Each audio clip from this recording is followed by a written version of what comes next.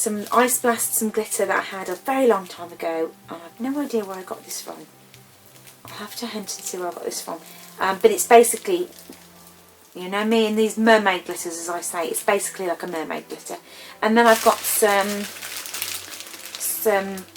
sort of bubbly bauble beads there. And then, you know me and my favourite pearl craft glitter, that's Paper Mania. So the idea is that I've sort of had, which it doesn't go like that. I don't know why I keep holding it like that. It goes. Will it go? Well, it will go like that, won't it? It won't go like that. It will. Oh, it'll be. We have to pour in there. So I suppose it will go like that, won't it? Yeah, it will. It will. It's so confusing because you want to think that's the inside of the mould, but you don't pour in there. Otherwise, you can't put your iPods in. It's just solid. It goes in there. And I'm going to clean out the inside of that because it gets little bits in there. And I'm going to do that with some sellotape. I'm going to clear out just by sticking the sellotape in. I'm going to pull out the little bits of glitter that get stuck in the moulds. Because I don't know about you, but when I store my moulds, and if you've got loads of glitter around, you get little tiny bits of glitter around. So I'm going to do that. I'm going to use this because it's only, I'm going to mix up I think 40 mils of resin. That's going to be too much I think, but I'm going to mix up more. I don't want to get halfway through and find out I haven't got quite enough. I think that's going to be enough. But while I'm doing this, we're going to try out the mixer, the little mixer. I want to do it with a little teeny bit of resin because what I don't want to do is do a big batch of resin, like 100 mils or whatever. I know that's not relatively big compared to some of the projects we have done, and then find out it doesn't work, and then I've got this load of resin that I can't mix with my hands and wrists. So we'll try out that. Let's have a little look in the box. So we have, see these, this is the little pot I'm going to use. Got a very full table today. So that'll easily fit in there, and it would fit in a smaller container as well. So the paddle will fit in there. And I'm going to use Let's Resin because I love that resin. I know it's not cheap, but I love it. I know that debubbles, degasses, whatever you want to say, really, really well. So if this does make a million bubbles, and we'll find that out when we use it. If you remember, if you watched my review of the Let's Resin, I made a million bubbles deliberately to see how it degassed, and it degassed great. So if this makes a million bubbles, I know that I'm pretty confident that the Let's Resin, epoxy resin, actually degasses really well. So if you've got a resin that you know degasses really well, you won't have to worry about that. If this makes a million bubbles and you know you've got a resin that doesn't degas very well, then you might have a problem. But we'll see. I don't know if it makes loads of bubbles, but I'm just preempting that it might, because when I stir, I tend to try. We try as resin people to stir slowly, don't we, and not introduce a million bubbles. So we'll see. I'm preempting that. So the plan is,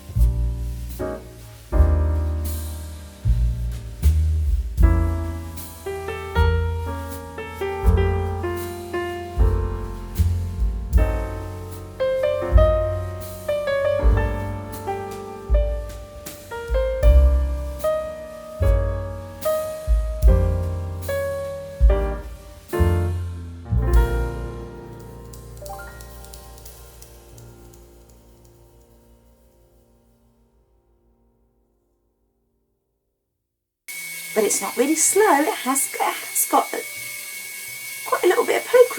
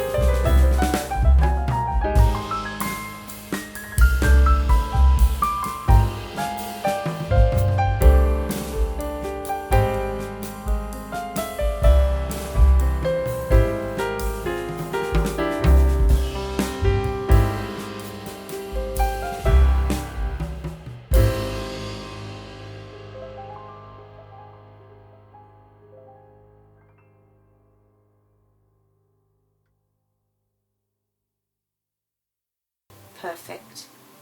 And